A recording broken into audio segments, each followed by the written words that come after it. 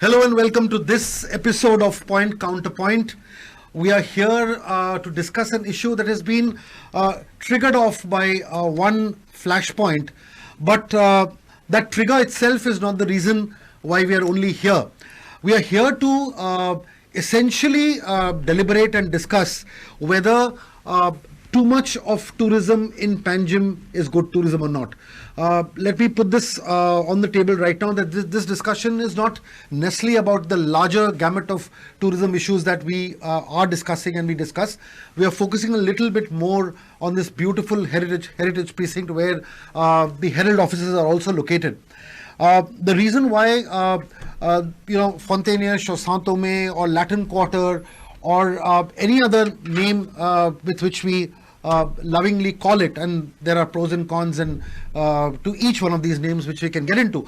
But the long and the short of it here is that this area, of Panjim, in the heart of Panjim, next to the post office, stretching right up, down to the Mala area. This whole stretch is one of the most beautiful, ancient, historic stretches probably in the country. And that is the reason why Panjim draws so many people. One of the biggest draws of Panjim, tourism in Panjim would be halved, if not cut even further, if this precinct wasn't there. And also to a large extent, we feel that this particular radius of beautiful houses and lanes and with great music flowing from homes and the language which a lot of people love, which is spoken. All these things are treasures and a part of our intangible cultural heritage, as it were. And to preserve this also, we need to take certain steps. What really happened, and the issue that we were discussing, is that finally the dam burst, as it were. Residents of Fontainebleau and Saint-Thomé feel that the hordes, and these are not my words, they are words used by them, of tourists who come in, walk their streets at all hours, sit in front of their homes, take selfies, and essentially intrude into their lives in a manner that is not very welcoming. This is what they say. And recently there was an incident where one senior gent, somebody who we all like, out of his utter frustration, got into an altercation with a photographer and apparently flung something in disgust. And that led to a lot of debate, which is why we are here to essentially have a discussion on whether too much of tourism in this area is good tourism or not. I have with me a very, very eminent panel, most of them who live and work in this area. I start with Armin Ribeiro, very senior architect and somebody who understands this subject very well. Murli Shankaran is the co-founder of Make It Happen, one of, I won't say up and coming, one of the most established tourism companies here, and who've contributed a lot to ensuring that Goa and especially Panjim is understood to tourists in a manner that websites and books don't.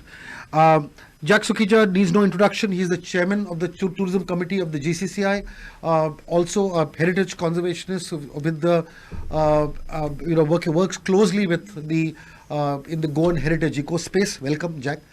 And then finally we have Neville Montero, an architect who writes as well very passionately about these issues. I'll start with you, Armin, and I have no further questions. I just request you to respond to some of the points I've laid out. Yeah, I think that tourism in Fontainebleau has been, like you said, growing exponentially in the last few years. I think it's partly driven by the fact that when the country was locked up during the COVID phase, there was a lot of people who normally travel for heritage tourism, couldn't find places to go, and this became an opportunity. Initially, we started seeing a lot of young people with their families coming over here to Fontainebleau area, and they were enjoying the spaces which were there. Simultaneously, also something else happened, and that was a tourism that is driven by Instagram and all the social media where people were getting themselves photographed at all other locations. So we have got both this kind of tourism that is now seen in Fontainhas and all the other heritage areas of which is contiguous in that stretch. And we do get, I think that we have reached we've reached our capacities in managing that kind of tourism. Tell me, Muli, you work out of here. Your office is right in the heart of what we are talking about. Literally steps away from that incident that really happened. Yeah. Now, you are somebody who deals with tourists all the time. Do you feel that it's getting a bit too much? It definitely is, I would say, because tourists are of all kinds. There are like it was mentioned earlier, the whole Instagram and TikTok era that actually started during the pandemic. That's when people started photographing themselves, not knowing what else to do. And that has actually evolved to something else now. The content is being generated and consumed very differently. So this kind of tourists with a mix of, tourists who truly want to know what the place is there. And there's an increase of both actually. Goa is also right now in the map of being one of the best places for experiencing a destination in India. Goa is, I think, right up there, and people from all over, not just India, but even across the globe are taking notice to that you can experience a destination in Goa. But then on the other hand, you also have the uncontrollable tourism which is happening because of social media, and that is something which is getting out of hand. And we have to take measures to not just regulate, but in the longer, I would say, in the interest of longer vision for Goa, it has to be also transformed. So which we can actually talk about further during this debate. But this is what I want to say, that both of these exist. It is getting uncontrolled, and we need to take steps to regulate this. Somebody who runs a company and takes tourists on walks, getting them to experience Panjim and other parts. Do you feel that you all are doing enough to educate the tourists on certain nuances? Because when you walk in an area like Fontainhas, you need to have some degree of sensitivity to the local space, and you would do it in any country. Yeah. It's not just here. You would do it in any country. You would enjoy the space, but at the same time respect the space. Exactly. You would also kind of respect homes that are around it. If a particular family says no photography or don't touch the walls, you respect it. You say you may not understand it, you may not accept it, but you respect it.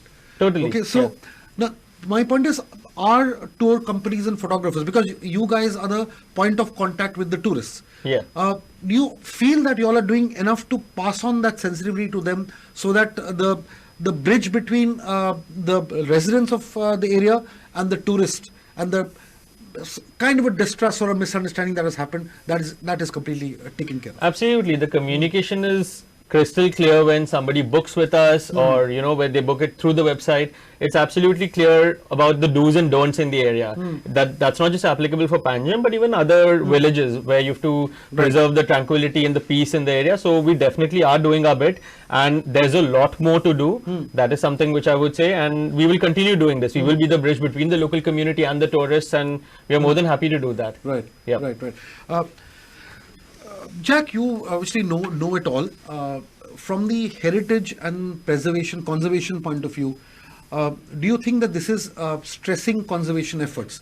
Do you feel that with such large number of footfalls coming, especially I would say from September to March, but these days, it stretches even beyond that. Now the thing is, how much of impact does it do on two things? One is the preserving what we already have, and secondly, kind of the whole repair work and ensuring that things are absolutely correct. At the same time, if you need to kind of rebuild or restructure, even that gets affected. So just give us a professional input on how this stress affects the area and its heritage. So basically, I think the tipping point started somewhere once the pandemic, the first lockdown ended. Then you saw a totally different profile of tourists come in, someone who was Instagram friendly. Right. Basically, there was no respect for privacy coming in, and we experience it within our own establishments. We have a building which has a access through the outside, and even after putting signs, please check before you can approach, people would just go up and do that. So yeah, I think this the movement of so many people, to go back to the history of tourism in Fontaines, I've been working here 20 years. We basically started as something as a backpacker thing promoted by the Lonely Planet and Rough Guide and those ilk. So you had these foreigners who would come and stay for 1-2 days, and then there would be conservation people who would be interested. And then it evolved over a period of time till it came to this, like, with what you call the Instagram age and the internet age, like people want to be at one particular location or 5-6 particular locations, and they don't give a damn what, they just want that shot and they want to put it up. So it's definitely affecting efforts for conservation and revitalizing old buildings, because the reason that the reason my dad got into tourism was that house was basically gifted to him. He didn't know what to do with it. The initial idea was he would do a hospital there. There were 4 doctors in the family, but none of them were interested. And he had been back from a sabbatical in Italy where he'd seen a lot of old homes converted into the boutiques and hotels, which give you income. So he got into it by chance. The business grew. He enjoyed restoring, and it was fun for a long time. Today, it's not so much fun. There is overall too much of footfall, and I think that's happening across all tourism destinations. Where in Goa, you have it in Kalangut, you have it here, you have it all over the world. So there definitely has to be some introspection done. Right. See, Neville, Fontainebleau, of course, is special because you can't beat the charm of Fontainebleau. Yes. And the fact that people come here, it stands out. It's not, and one would have believed that a particular kind of tourist would come here, who is not here only to take pictures for Instagram, but somebody who understands what this is all about. Somebody who's probably more evolved in that sense. But see, what we are also seeing is that the resistance levels or the patience levels of the locals is completely, is gone. Okay, Reach a saturation point. In fact. Yeah, because of which these conflicts are happening. Now, at the same time, while we understand, why they are feeling this way, but do you also feel that if these conflicts grow and these skirmishes start happening, then it could have a detrimental effect because people might go back and say that we are not welcome in that place. So it's a very fine balance that needs to be struck, and a lot of people who live in that area, and we are actually doing this debate right in the middle of that area. Correct. So the thing is, so there's a lot of resistance coming from people who lived here for years, and many of them are. I mean, they're not young. The people who remain here are the elderly, and there are many senior citizens who are here. Yeah. Who probably feel it much more, and for them, and this is something that people living here will understand. For them, even a different language or a different tone of voice triggers of different emotions.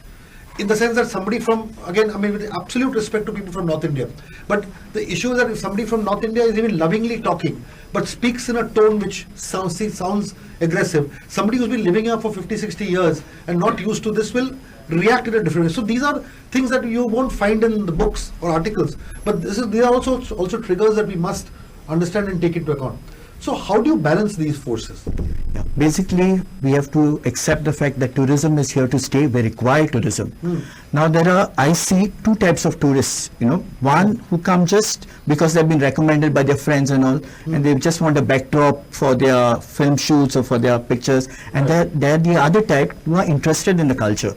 So we cannot say that all tourists are good or all have, each one has their own way of looking at tourists. Right. So our contention will be right from the morning, 6:37, there are tourists already on the roads before even the people wake up here. Right. They come for photo shoots and for this. The problem is you can do your photo shoots, but you cannot be intruding into the private spaces. First of all, before even when they have this guided tours, first thing is, even when you go in Europe and all, first thing when they have guided tours, they say, okay, you will not get a toilet for the next 1 hour. You will not get, or there are specific points where you can dispose your garbage. That is not there here. So we cannot blame the tourists fully.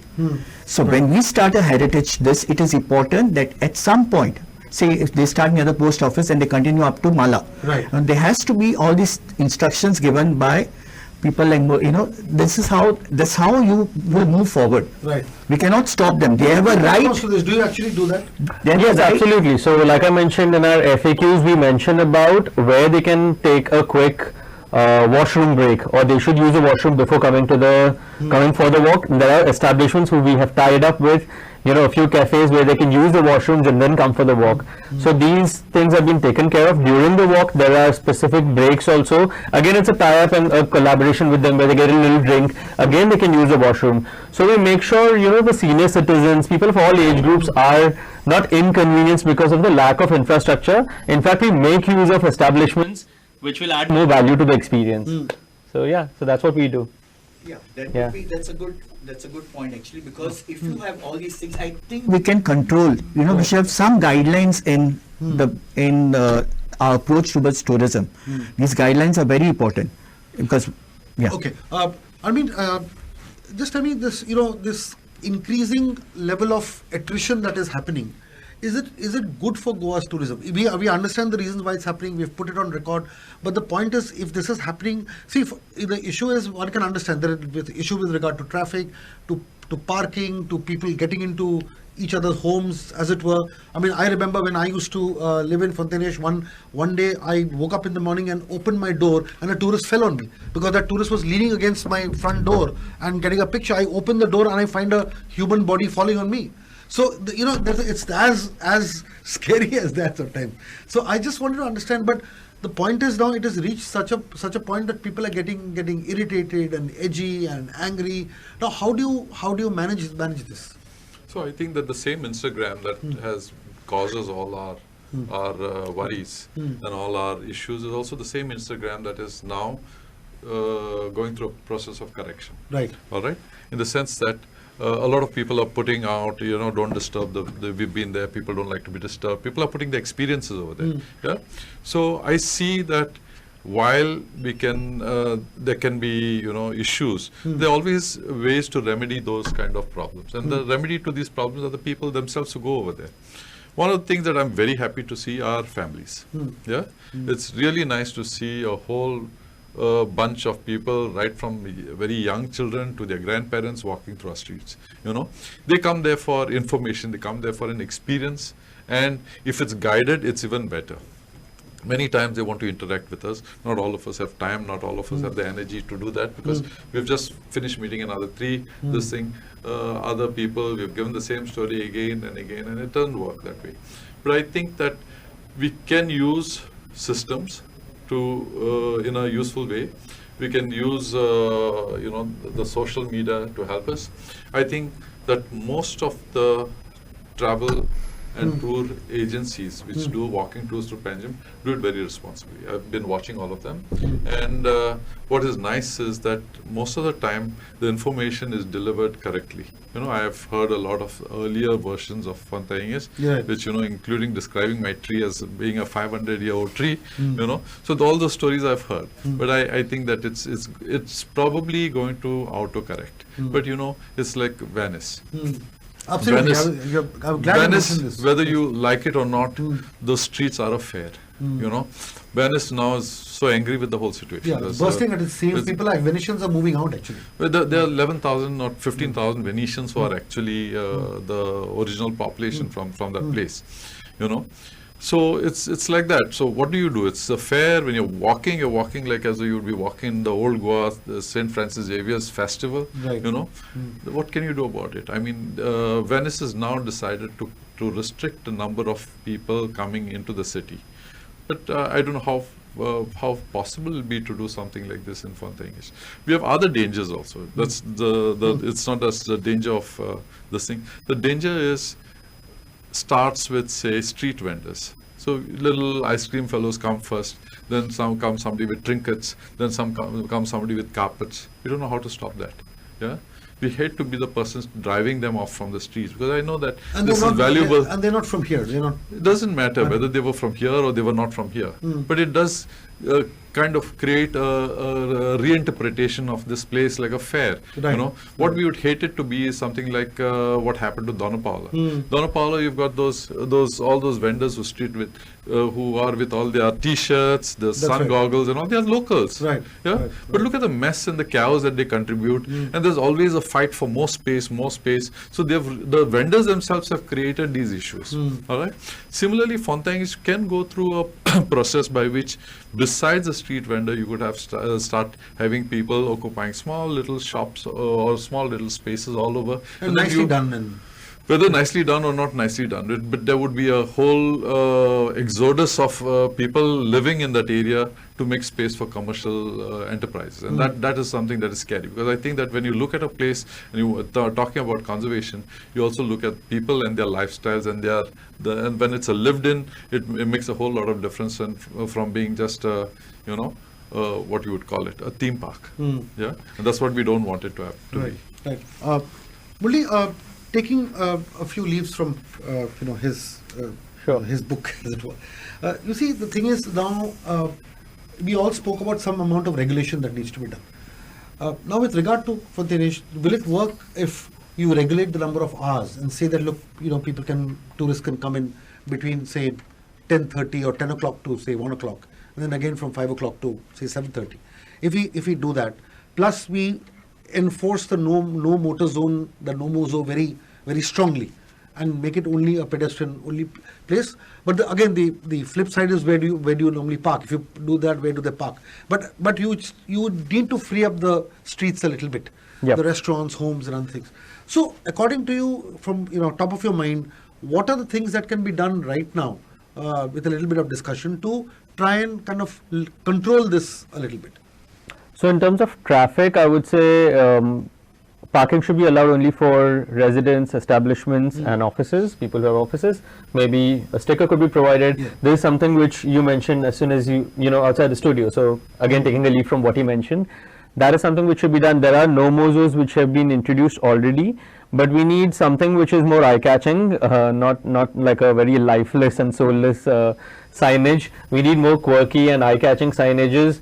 We need to use Instagram to reach out to the masses. I feel Use the same Instagram to correct it. exactly. Why not have influencers who have such a huge impact on the masses and get them to make a little video of what not to do in a heritage area.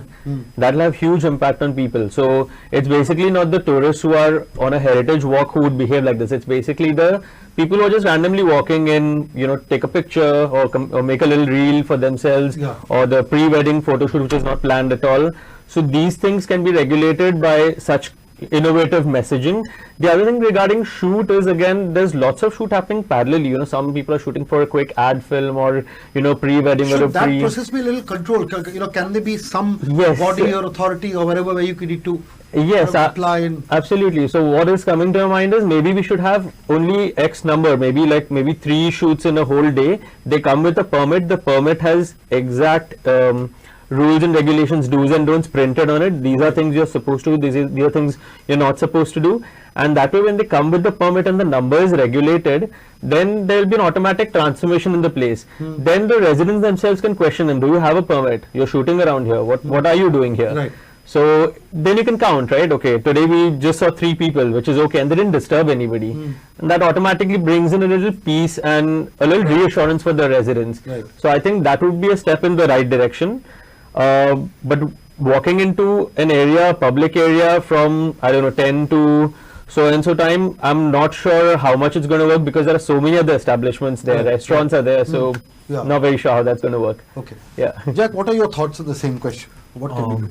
So about how, I think the main issue is that there are just too many people coming in here right now, which was not there earlier. So what do you do is difficult, because you're already contiguous with the casinos. There are people coming in. Because in fact, 31st January, the beginning is all casino bikes. Right. Similarly, you have from the commercial side, people spilling on from Correct. that. Correct. The main thing I think is getting the message. So one of the things is there are a lot of misconceptions about Fontainebleau. Even like I think Murli mentioned in your article that there's a photography street which is projected. Right. I mean, and people come. I've had people come and ask me like, where is the street where the colorful houses are? So I said, this is all here. Like, there are people living here. So I said, yeah, it's a residential area. So that information is there. It might be a museum or something. Right, so right. immediately that has to be course corrected. Right. Also has to be put that information that, like Armin said, the houses are all abiding by the street and all. So their privacy has to be respected. And about timings and all, I'm not sure how that will work, because people are coming in anyway. There are some things which just work best at 6 in the morning, 7. But I think One thought I had is maybe control or slightly regulate the walking trips and the trips that are more regulated and formal. see, for instance, stuff like what you do. Maybe tour companies and others who are doing, maybe they can be kind of requested or taken on board and say that, look, if you all can kind of regulate or pace it out a little bit, all of you all don't come at the same time, give a gap of 15 minutes, have some kind of an app where everybody knows who's coming onto the streets, which group is. So there can be more coordination even within groups. So stuff like that can help probably. But the thing is that most of the tours don't have groups more than 8 to 10 people at a time. So there are 4, that's 40, and it's well spaced out. And then they're all going through nooks where it's dispersed. I think what is visually the problem is that 3 streets are being hit. One is 31st January from Despur to this thing. One is that where Ramesh Pereira Road. and then the residential area where Armin is, where the chapel is. Absolutely, So that's correct. so those I think have got too much influx. Correct. The rest is on. I just No, think. but they're slowly spreading. They're slowly finding more and discovering more places. Right. Also Another to add thing to is Jack, about- go ahead. Sorry. Yeah. Now about these guided tours, how are they regulated? Is there some body which regulates? Because anyone, and that's what I think we were speaking before, that anyone comes as a guide and shows around. So there has to be some, throughout the day you'll have people coming. Right. Like Vyas, we That's know. my point. I mean, that's my thought. You need that to- there can be some There has degree to of be, if it's, control. In sense. but I think even the civic authorities have to be taken into, because what happens is, see, the residents are getting nothing in return. Right. Some of the residents cannot maintain their facades, they cannot. So what happens? Correct. So they're getting nothing in return. So they get frustrated Right. at the end of the day. People are walking, coming, this, but there's nothing from the other side. So something has to be worked out by involving the civic authorities also. Right. One of the main things, and I'm going to again keep this order from left to right, is the whole issue of congestion that is happening in this whole precinct. Because there are people who are walking, there are people who are coming in and driving, there are tourist taxis coming in with people just wanting to, buzz through the area and take off. Then we have the casinos and other commercial establishments, and if you see the number of restaurants and cafes that have grown, and especially the high-end ones have grown exponentially. So it is actually leading to, apart from tourists, the total pressure on these roads has gone up by 200, 300, 400% completely. As an architect, I mean, I just wanted to ask you, how can firstly traffic be regulated in this zone? Yeah, I think that the first thing that is required is that the traffic should be the main streets for the traffic flow to happen should be identified. Second is parking lots should also be identified, and I think that we have a good scope of organizing all this on the side which is on the opposite side of the creek, and every part of Fontaine is walkable from that area. As far as the pedestrians are concerned, and I think that something like this has been done in Cochin. In Cochin, wherever there is pedestrian movement, the streets have been paved with pavers, but we could also look at other materials that could be used so that the pedestrian priority is identified. Yeah. Whatever we do will fail if we don't have a good public network system. So this is there in especially the Fort Cochin area. Fort Kochi area. Kochi In the area. Fort Kochi area, the moment you reach a pedestrian zone, you start seeing the paving. So automatically you know it is pedestrian priority areas. Yeah. Similar things I have seen all across the world. And what is very interesting is in Europe, they used to have this pedestrianization of streets. It used to be a festival every year. A new city used to be brought into this pedestrian a section of the city would be brought into this pedestrian category, and that would be started with a big feast. All the people would participate. It would be some kind of a cultural event happening over there, celebrated, and then from that point onwards, it was declared as a pedestrian area. I think something like this could be what we could say do in Panjim, and we could do in other cities also of Goa, because we've got a lot of heritage areas. As far as the traffic is concerned, I think the biggest issue in Panjim, not just in Fontaine, is parking.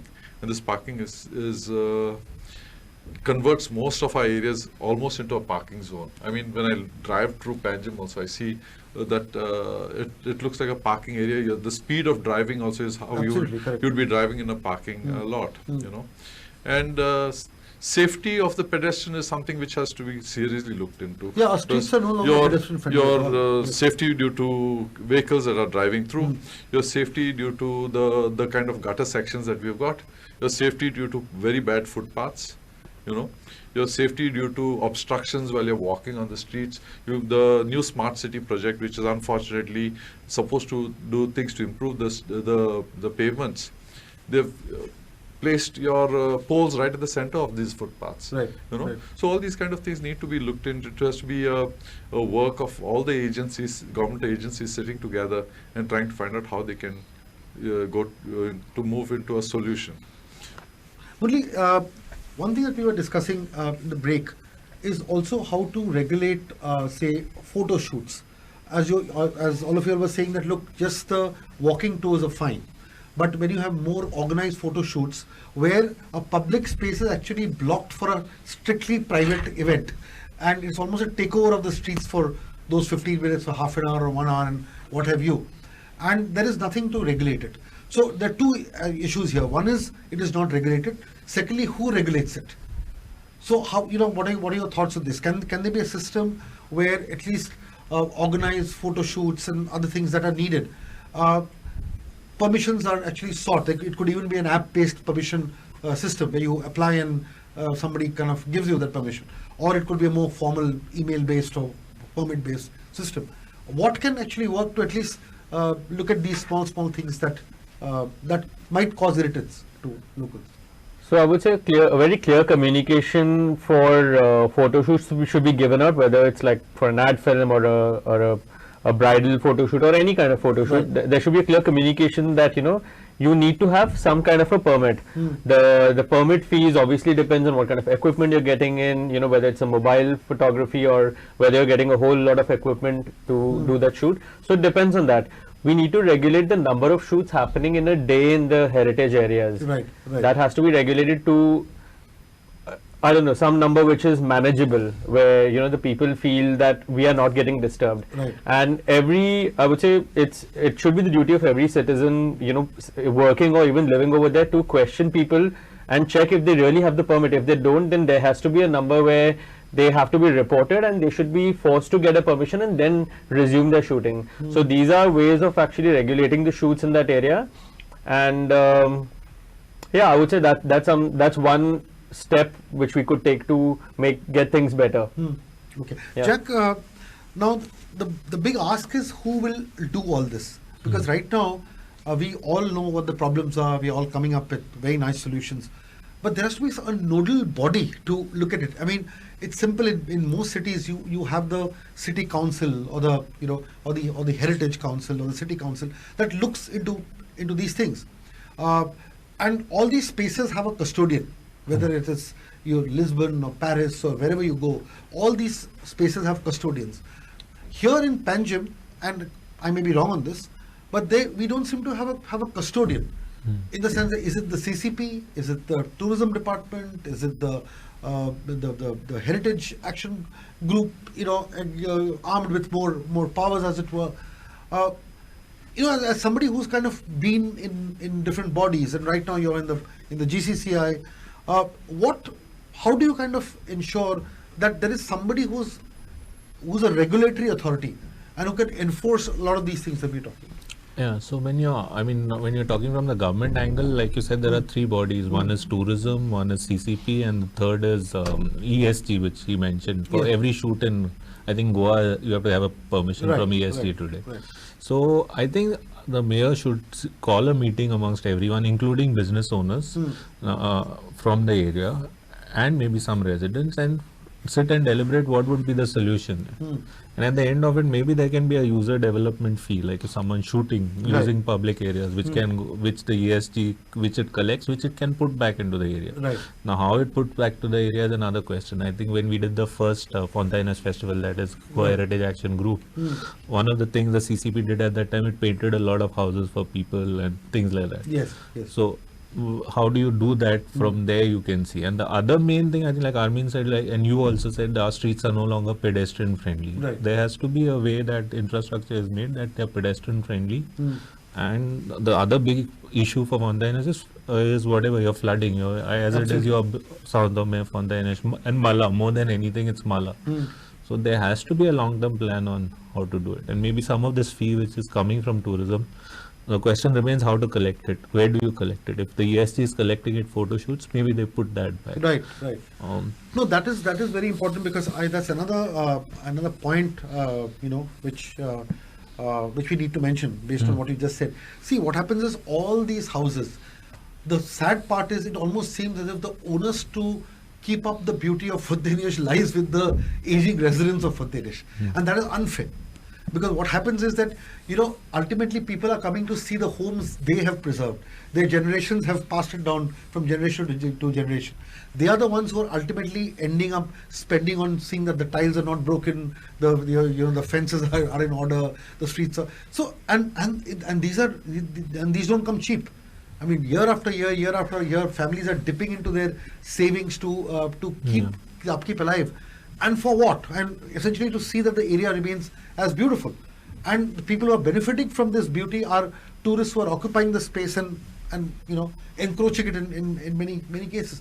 So my point is, there has not been enough thought given to see that people who have maintained these houses and who make Fontainish what it is need to get some kind of adequate financial support to see that these homes and these streets retain the beauty. Otherwise, 20-25 years later, there may not be any Fontainish to come to. So what are your thoughts on this? See, also I'm asking you because you are also in the Goa Chamber of Commerce. Yeah. You also are in the bodies. My point is there should be enough stakeholder engagement and discussion with authorities to ensure that there is a fund earmarked for areas like this. Yeah. It could either come from tourism or it could come from any other body. But that should be effective. There should be a professional body to oversee this, and it could be town planners, architects, heritage conservationists, all under the umbrella agencies of either tourism or CCP or anybody. But let it be decided. Yeah. So there are two things. I think 10 years back, when Matani Saldana was first tourism minister, there was a scheme put in place called Goa Heritage House Scheme, where you were supposed to get very subsidized loan. Right. When you would then use your house for some tourism purpose, if you were willing to. Then there were also other schemes which private sector banks and all were involved. Then there was the question of TDR, or none of them saw the light of paper. So now when you're saying that when you need to maintain the houses or the public area, you have to decide how you go about it. Correct. If you're going to give benefits to a private individual, how do you decide on that private individual? That call has to be taken. If you're going to do it for the general area, then maybe architects like Armin, like Neville can sit and say, okay, these are the things the area needs. Like he mentioned, good disposal bins. Right. There are toilets around. You see what are the civic amenities which are needed. Yeah, before going to Neville, one more question. See, you and many others had started this amazing festival called the Fontainish Festival, which was it was good in so many aspects. It got people together, homes were opened, culture, tradition, what have you, were like on the streets, and the money that was accrued went back to the people of Fontainish or the area. Now we hear that a fresh initiative is being started on those lines, but this is not in Fontainish anymore, but it's in Kampal, right? Yeah. So just tell us a little bit more about it. So just to get back, the initial Fontainish festival was conceptualized by Raya Shankwalkar. I think he had been abroad and then he had seen that heritage areas were being revived. At that time, Fontainish was not seen as such a hot space to be. So basically what was done, houses were thrown open, people were exposed to it, and whatever money came in, I think it was shared 50-50 with the residents. Right. But it was a project of the Goa Heritage Action Group in connection with the residents and the CCP. Now, obviously, Fontainish it's been a two-edged sword. Fontainish has become so popular today, so some people are cursing Goa Heritage Action Group for it. But we still feel that when the tourism department draws a calendar or whatever, the Goa heritage aspects is missing. It's a festival has no connection. So to make this festival get more Goan culture involved and all, various bodies including CII, CCP and Goa Heritage Action Group have gotten together to start this heritage festival again, whether this edition will be in Kampal, because we feel Fontainebleau is overexposed and a lot of people maybe won't want to get, don't want more attention coming to it. Maybe the rest of Panjim or the rest of Goa needs more attention. And then depending on how this goes and how it is easy to run, they might take it forward to other areas. Right. The dates for this festival are 15th to 19th November. Then a little bit on what can we do to ensure that the Fontainebleau itself gets enough funds and engagement so that the area itself doesn't crumble. It's getting a little frayed at the edges and other things, and that support is needed. So one idea was to do a festival like this, but also what happens is, I'll just mention, you have this big arts festival called Serendipity, which also happens. Yes. Now the point is, are these festivals, I mean, they may be amazing festivals, but are these festivals doing anything for the area itself? Showcasing. Is the area getting, are the people getting benefited? Is the area getting energized? Is there money coming in to revitalize the frayed edges, as it were? Not exactly, the Serendipity and all, they are good festivals, but I don't see any connect with the heritage areas, Right. So if this Fontainebleau festival was a good this way, people got the visitors came, they saw the heritage, the owners got something in return, so something like that where both get something. It should not be detrimental to one. Whatever tourism is, should not be detrimental to one person and advantageous to one. It should be both should get the benefit of this. Now even when you have no more zoos or no this, then we can also encourage. In Europe you have this cycling treks. Right. Very important. You can have even cycling tourists who go, because it's quite a distance to walk for many, right, from the post office up to the Mala to the Fontainebleau Spring. So that also could be encouraged. Europe has that, and they've designated lanes for that. Right. If you cross that, and if a cyclist comes, he yells at you. Right. So something we have to look further. Correct. We have to look further then. Any more thoughts on what you've picked up during your travels which can be implemented? And in the last round, I'm going to ask all of you that. Yeah, basically, like how I mentioned at the start, in Copenhagen and some Amsterdam and all, they have these free walking tours, they are known as. Right. So it's online. You just go and you wait at a designated spot. The guide comes, and that guide is a registered guide. It's not, they go through it's not anyone. Here I think we don't have that system of registration. They go through a diploma course, and even when we went to Tunisia, he had to go through a diploma course, because whatever he's telling, it's the history of the place. It has to be the right thing. Right. Okay. So when you have a designated guide or designated person to do that, then it becomes very interesting. They go walking along, and as I mentioned before, they tell you where are your stops. You don't dispose your trash anywhere. You have designated spots for this. So if that is implemented, it will take some time, but it has to be started with. Right. Started small, but started with. Then we can move towards a Correct. It's a tourism which is very friendly, and people will also like it. That's right. Also another thing is also some places there was this supari being, so that is another thing which is local, so Okay. yeah, so there are some places where it was being, so that is another thing which needs to be, I think, foretold or told to that this is not encouraged here. Okay. Jack, any best practices that you can recommend from whatever you've picked up during your travels? So my thing, it's like a conundrum. Like when you go abroad, I think they don't have as much interesting stuff as India has, or Goa, maybe India more than Goa has, but they maintain it so well.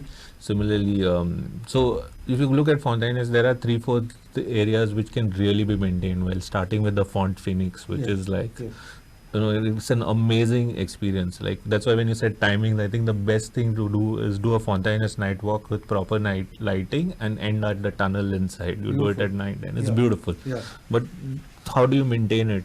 Because there's plastic thrown, garbage thrown over there. Right. Similarly, so that is one. The other, I think Fontainebleau has got its name because of the springs which were all over the place, all the fountains. So there are so many common public wells which were used. If you maintain them well, keep them clean, they can be great things to do. Right. And other thing I feel is that just basically coming back to this soft infrastructure, proper pedestrianization, like Armin said, all the bakes, maybe they have your pavers or laning, whatever. And then security is also important. People should be respectful that. I'm so glad you mentioned security, because recently we had this whole incident of noted when Gustav's wife being attacked. on these very streets here. So that's also a bit troublesome. But that's, I think, I mean, she was attacked. We have had issues every 4-5 years. We have had one case or something which is there. So because these houses are very close, there is always an issue. So eventually we had to put fish hooks on the railing because people were trying to scale up and things.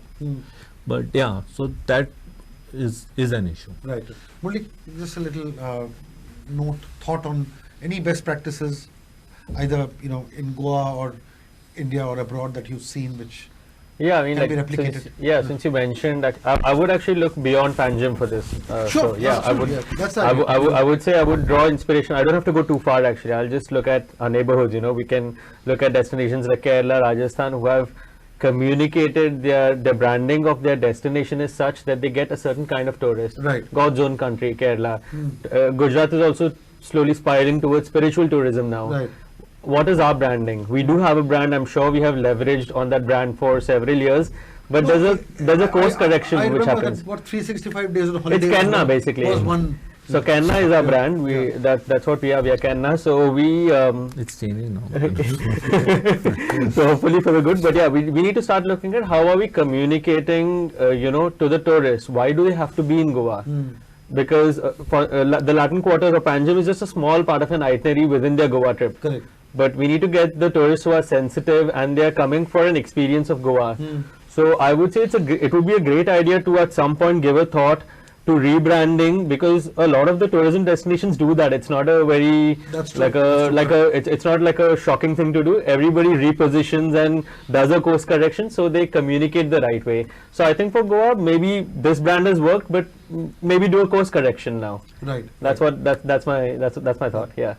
Yeah, Armi, your last thoughts and words on any best practices and anything that can be done, even rebranding Goa. No, there's something that I wanted to say is that at one point of time the government stepped in and asked, can we paint your houses? This is coming back to what this thing. And a lot of people say, no, we don't really need that. We can all paint our own houses, except where houses are under litigation and you can't do anything about it. What the people really want, they want a much better surrounding, which means that they want their streets to be proper, they want their lights to be working, they want street signages to be in place. I mean, if it helps, then even small information boards on the place can be put all over. Right. Yeah. Very important, and I don't think, and this is something that I have been wanting to express, is Fontaine is not the only place in Panjim, that one needs to see. Right. There's Kampal, which I'm really happy that they're doing it. Last time they did a art festival in Mala. Yes. And the thing is, all this will work well, and we'll be able to cut off a lot of traffic and a lot of cars if we have a good public transportation. So if we work on these things, sustained campaign on your Instagram and all your social networks, so that all the people are made aware that when you are in Fontaine, you have to go by Do a as they certain do. protocol. Yes.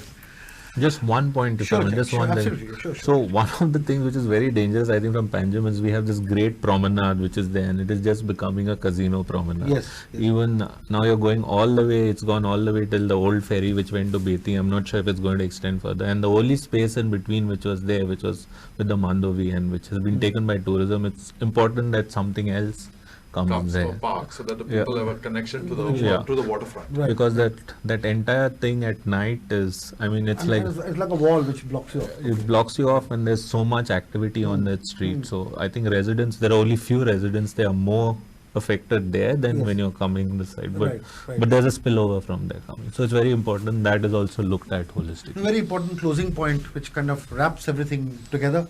I thank all the panelists for taking time off and giving their insights, and I think this discussion will be even more meaningful if these points are taken on board, and I'm sure authorities watching it and reading it in the paper should take some steps towards being a little proactive and acting on this. Otherwise, these remain very good discussions, but the practical fallout of this is minimal, and that's something we would like to avoid.